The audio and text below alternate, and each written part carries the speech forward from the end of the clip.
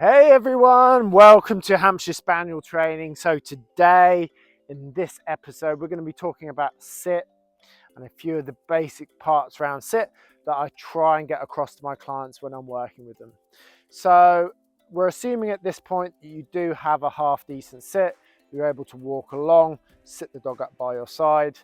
Without getting too caught up on that, the first thing I would say is I don't worry about sit until I can walk the dog tight to my side. Because if your dog is slightly facing inwards when you're walking along or is ahead of you, when you go to implement the sit, you'll always end up with the dog sat like this. And I don't ever want my dog sat like this. There's two positions for my sit. There's one tight by my side, pointing in the direction that I'm going. And then the other position is facing me. So the position that I don't ever teach is this, okay? I always want the dog by my side, Billy, sit pointing in the direction that I'm going or facing me. Now the bits that I wanted to specifically talk about is what I call the up and down, the left or right, the black or white. If you ask your dog to sit, good boy, sit, you should be able to move around, drop something on the floor, pick it up, come back to your dog, walk past your dog. Your dog shouldn't move, okay? Might have ended up out of shot there. If you tell your dog to sit, then they shouldn't move. What you have to remember though is if you are asking your dog to remain sat, that you also have a very clear opposite to sit, which is where I'm talking about the black or white, up or down, left or right. If you ask your dog to sit, there is no stay, there is no wait, it's just sit. Because if he moves out of sit position, he's not sitting. So that's the first thing. I hear people saying wait and sit and stay and all these other things. It's just sit, sit. If I ask him to sit, I expect him to stay sat. Unless, for example, I say heel, sit. So heel for me is a break out of sit. So there's a couple of different things that I'll use to break the dog out of sit. And if you've seen any of my other vlogs, a good example of that, maybe I'm doing some handling work with my dog. I've stopped the dog and I want to break the dog out to sit to hunt the area that he's in. At that point, I might then do my hump whistle. And my hump whistle is a break out of sit, the same as heel is. So for example, if I'm going to move away now, I always want to say sit, and then I should be able to move away. Wherever I want to go, the dog should remain sat. Now in the early stages, you might still say sit, keep your hand up, okay, so that the dog doesn't sit. But what I'm not doing is saying wait or stay. But as I've already said, if you are going to be very clear about the sit command being gospel, you must also have a release out of sit. So as I've already said, heel, that is the release. Good boy, good boy. Good boy, heel, heel, good boy. Sit. So I've asked him to sit, he sat. Okay, for him to move, I now need to give him a command. And if he was to move without me calling him to me, saying heel, or giving the hump whistle, for example, then I would put him back on the spot where I want him to sit. Okay, so, good lad, good lad, good lad. Heel, sit.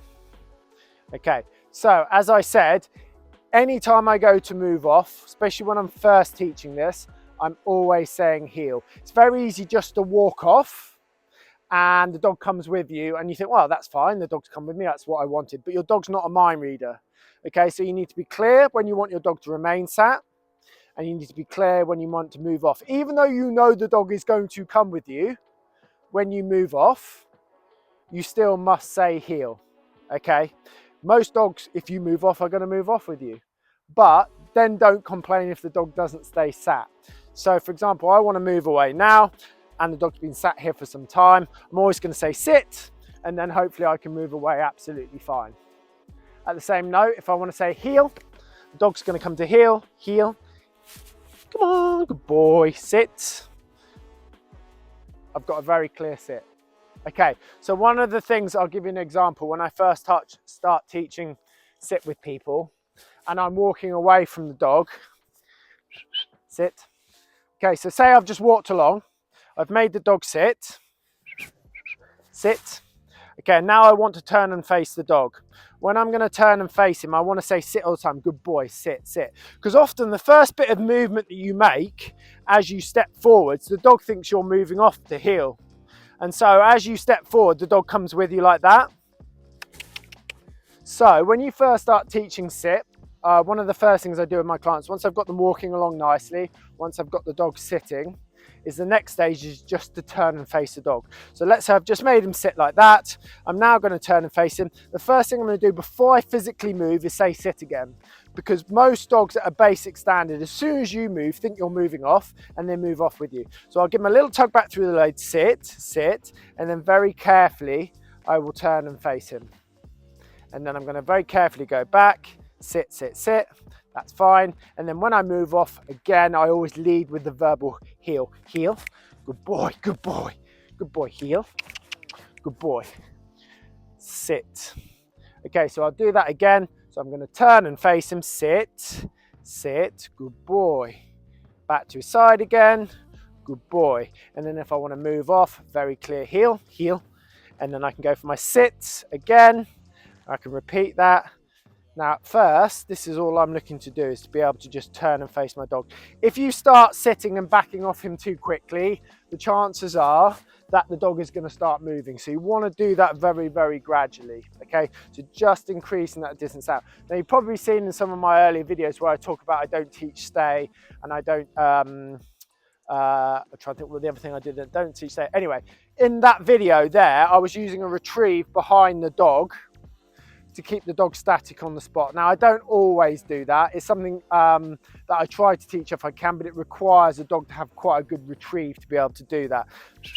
So I'll show you an example. If I put a retrieve behind the dog, he desperately wants to go get it.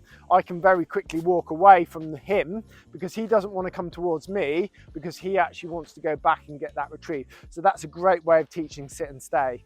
I'm using the word stay for you, but you only use the verbal of sit. It's such a habit for people to say stay, but it is just sit. And as you've seen, if I say sit and I walk away, he remains sat. I don't need to give him any other command after that. So if you're not using a retrieve, and I will put a link in the description to that video, so you can go back and watch that. But in this situation, if I haven't got a retrieve behind the dog, often the dog does want to come towards you. And so I want to do that very, very gradually. So I'm only going to increase the distance out very slowly.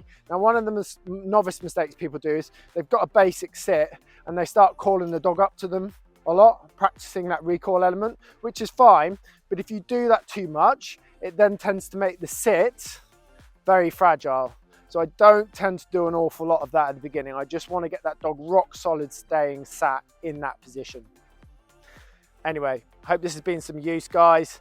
Don't forget to subscribe and like. Any questions, put them down in the description. Catch you later, guys. Happy training. Heel.